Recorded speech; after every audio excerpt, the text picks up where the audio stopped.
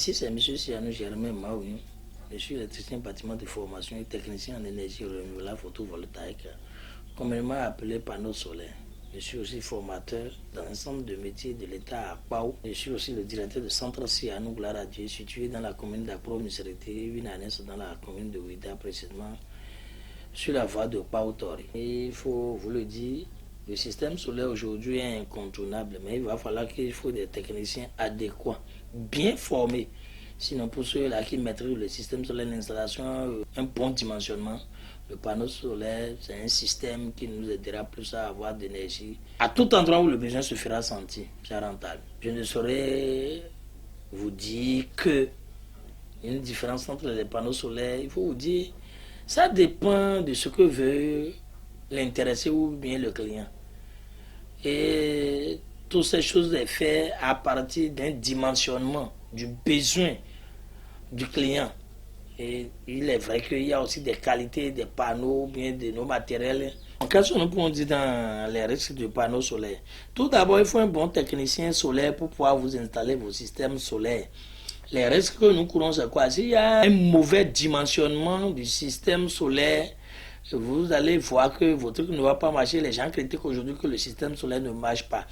Du coup, il va falloir qu'il y ait forcément un bon technicien doué dans le système pour pouvoir vous faire un dimensionnement. Un dimensionnement est bien fait là, vous n'aurez plus de problèmes sur votre système, ça va marcher 6 sur 5. Le panneau solaire, c'est un système qui est arrivé pour soulager, accompagner un peu, tant soit peu les zones rurales. C'est ce que je peux dire. Le risque surtout est basé sur le mauvais dimensionnement. Bon, si je vais en parler, tout le monde le sait. Si on parle de batteries, les batteries, il y a l'acide dedans et d'autres choses.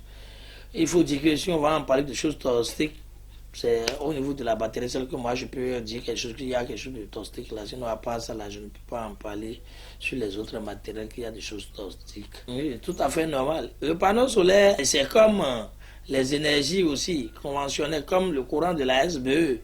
Donc, les dangers que nous pouvons enregistrer d'abord est que si on place mal, on ne respecte pas les polarités des choses, ça peut dégénérer, griller les panneaux, ou bien s'il y a la surtension ou autre.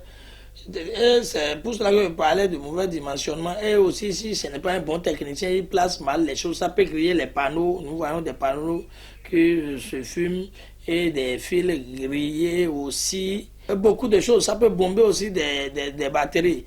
Si ce n'est pas quelqu'un qui est doué dans le système, il y a beaucoup de dangers. Mais quand ça crée de plus, ça endommage les matériels installés sur le système. Quand vous voulez savoir que le courant conventionnel aussi agit sur l'homme, si l'homme touche le courant, l'impôt commence sans être protégé. Vous touchez aussi le système solaire qui bat son plein, il y a l'ensoleillement à un niveau donné là, vous touchez les fils, n'importe comment là, ça peut toutefois vous prendre, tel que le courant crée de problèmes aux gens. Vous savez, l'énergie solaire alimente beaucoup de choses. On l'utilise aussi pour des industries, si possible. Mais si ça tourne des machines ou bien ça allume des trucs comme ça, là, c'est ainsi que le courant conventionnel aussi agit. Toute personne, par inadvertance, qui se mêle à ne pas se protéger du temps, là, ça peut créer beaucoup de choses aussi. Pour l'éviter, d'abord, un bon technicien doit se conformer au comportement vestimentaire professionnel. Et en agissant ainsi, on peut parler des choses de sécurité, à des moments donnés des gants, et savoir comment s'ingérer dans le système lorsqu'on est en train de faire l'installation. L'homme peut l'éviter et faire beaucoup de choses. Et ce que l'on sait seulement est que les risques et les dangers que nous trouvons dans ce système, c'est ça que je peux dire. Je ne peux pas parler d'une maladie spécifique énumérée. Il faut vous dire que depuis toujours, nous sommes en train de faire beaucoup de choses. Depuis des années, on a géré un projet appelé Partenariat pour la formation professionnelle en énergie renouvelable qui a géré. Nous sommes avec la GZ l'Allemand et on a terminé ce projet depuis l'année passée. Donc il faut vous souffler que à partir de 21 passé, nous avons aussi enclenché un autre projet de 3 ans avec un autre partenaire, toujours GIZ, mais appelé Profop. C'est toujours comment promouvoir la formation professionnelle.